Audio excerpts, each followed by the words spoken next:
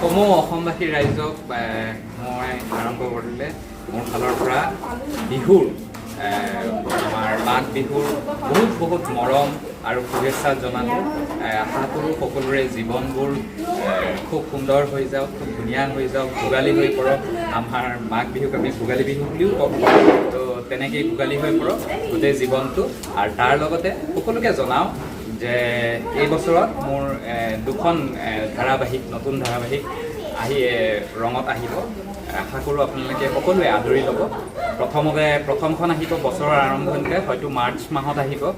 মই আপোনালোকক জনাম, মাৰ্চ মাহত আহিব আহিনৰ আবেলি, ৰূপকমল হাজৰিকা পৰিচালনা, তাত উৎপল দাস আছে, মই আছোঁ, দিব্যজিৎ দাস আছে, দেৱজিৎ মজুমদাৰ আছে, খুব ভাল অভিনেতা অভিনেত্ৰীসকল আছে।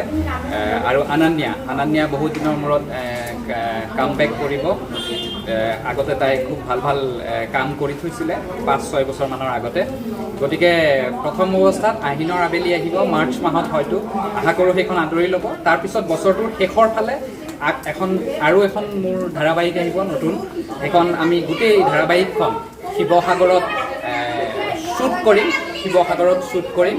আৰু ধাৰাবাহিকখনৰ যিটো কনচেপ্ট, যিটো ষ্টৰী, কাহিনীটো সেইটো মই লিখা, মোৰ কনচেপ্ট।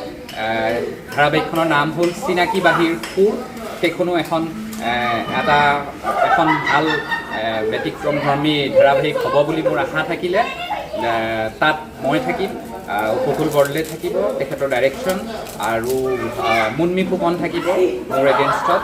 তো এখন সৰ্বাংগ সুন্দৰ ধাৰাবাহিক হ'ব বুলি আশা থাকিলোঁ। তো আকৌ এবাৰ পুনৰবাৰ সকলোকে মই মাঘ বিহুৰ সকলোকে বহুত মৰম আৰু লগ জনালোঁ। আৰু আশা কৰোঁ আগৰ যিবোৰ ধাৰাবাহিক সেইবোৰৰ নিচিনা আপোনালোকে এই বছৰত আহিব লগা মোৰ দুখন ধাৰাবাহিকো মৰমেৰে আঁকোৱালি ল'ব। ধন্যবাদ সকলো। ভোগ কৰক ভোগালী বিহুৰ পৰা ভোগেৰে যাতে জীৱনবোৰ ধুনীয়া হৈ পৰে, তাৰে আশা কৰিলোঁ। ধন্যবাদ।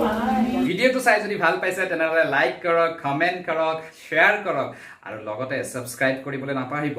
আৰু তাৰ লগে এটা ইম্পৰ্টেণ্ট বস্তু, যিটো বেল আইকন আছে, সেইটো ক্লিক কৰি দিয়ক, যাতে মই দিয়া ভিডিঅ' সকলোবোৰ আপোনালোকে চাব পাৰে। Thank you, love you all.